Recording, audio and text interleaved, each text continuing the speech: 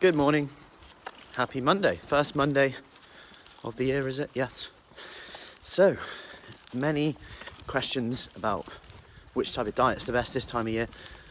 People starting new things. Every newspaper article saying you should do this, do that.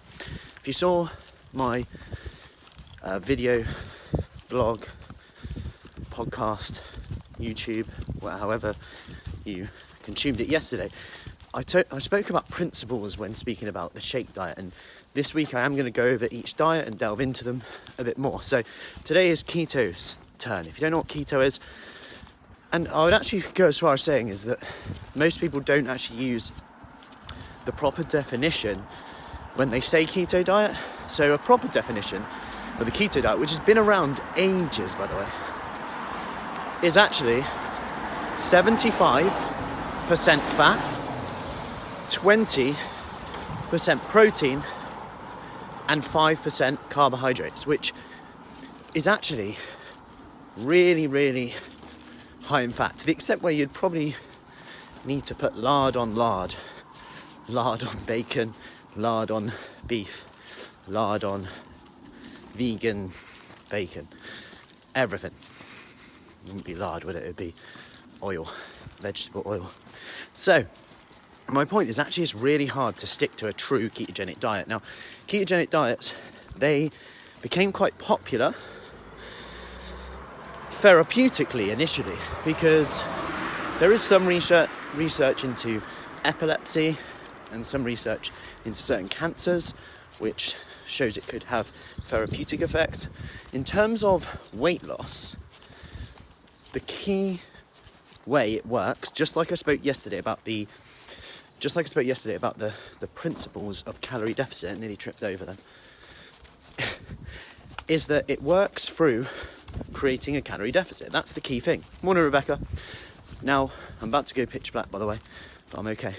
So, if you consider the key reason it works is the calorie deficit, then we've got to consider, well, why does it work so often for some people, or why do people drop so much weight? So, there's a few reasons why. Short term, people reduce their carbohydrates drastically.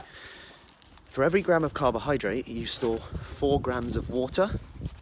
So you end up losing quite a lot of water, which for the scales, for confidence, is actually quite a good thing. Let's face it, we love to start something new, jump on the scales and see a difference, right? That's a cool thing to see, and I get it. But just know that weeks 3-4, you might not see as much of a difference once you've lost that water as well, unless you're in a calorie deficit. Now, this brings me on to point 2. Is that a lot of people actually find that a keto diet does actually help them because they end up increasing their protein intake. So they end up increasing their protein intake, which means they stay fuller for longer, which is a good thing. Because by default, by eating more keto style, people increase their protein intake generally. They reduce, because you've got to eat something, right? So if you're reducing your carbohydrates, you've got to put something in the tank, so things like eggs consumption increases, and we know that they can keep us fuller for longer. More protein at a meal, that will keep us fuller for longer as well. So all this little shift in our macronutrients comes in, and this can actually help with hunger. However, the issue with being truly strict to it comes back down to that mindset of, okay, if I don't stick to it today, if I have a carbohydrate, I failed now. I haven't stuck to it fully. Does that mean I should just sod it? I'm going to be releasing insulin and I'm going to be storing fat, as that's what they often say. The truth is you can be quite flexible with it. So if almost see it as a tool, as a tactic, like I said, to achieve the principle, which is a calorie deficit. See it as a tool in there. And what you can then look at is, okay, if I do have a higher carbohydrate day, because, well, let's face it, eventually we're going to have some social events in 2021. You want to enjoy some carbohydrates, you want to have a meal even at home with some carbohydrates in. You can be flexible and say, okay, instead of having that much fat in my diet, I'm going to reduce my fat and increase my carbohydrates, but try and keep protein quite stable. Because by keeping the protein quite stable, the result then is that you're still going to get that fullness factor. And it might be that doing keto for a little bit just makes it easier to stick to in terms of getting more protein in the diet. You have a clear rule. Now, this is where it gets a bit more flexible, and really it's looking at the tactics of each diet and bringing them together for you. So like I said, it might be that you choose a few days when you eat more keto style, and by default, a bit like the 5-2 diet, without counting calories though, you almost just lower your calories by default some days by increasing your protein intake. Now, what you've got to be wary of is by not counting your calories and doing it, a lot of these foods that are recommended on a keto diet are actually really high in calories. So, for example, let's put it into perspective. I could have a banana pancake, like banana, 2 eggs, and that's not keto. It's got banana in it, I could have some yogurt on top, berries. That could be around 350 to 400 calories, depending on the portion. Yeah, I could have some bacon with lots of butter, and then put butter in my coffee, as some recommend in the keto world, which I probably wouldn't recommend doing. And all of a sudden, I've eaten like 600-700 calories, yet the amount I've eaten is smaller. So the volume of food, the weight of food is smaller, which means I can actually be left feeling like I haven't eaten much, especially because there's low fibre at the meal. But then I'm actually then not that full up, and I've eaten lots of calories for little volume. Now, I want to go to the other side now. Eating keto style can actually reduce a lot of issues with bloating, fermentation, flatulence, IBS, because you generally restrict carbohydrate. That reduces the amount of fermentation that you have in.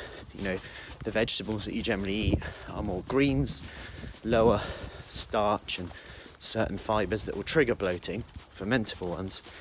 So the result of that is people actually start, their bowel movements change a lot. And speaking of that, whenever you start a new diet, it's pretty likely that your bowel movements will change, at least in the short term. Pretty likely, for many reasons. More on that another day. Anyway, I hope that all helps. I'm just at Specsavers now, which is normally my cue to say I've chatted enough. So any questions on the keto diet, do let me know. Like I said, it's a tactic to hit it.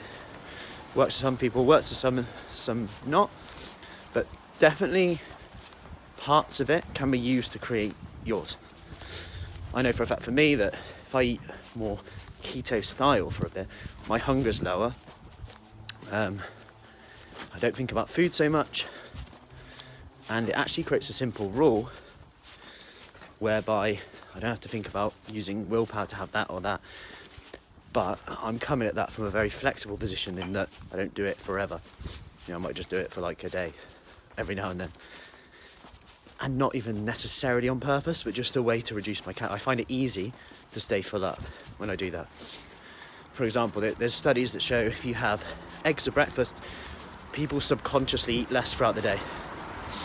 Anyway, I'm rambling on again, and my hand that I'm using to hold this phone is pretty much numb now, so I'm gonna see if I can end this.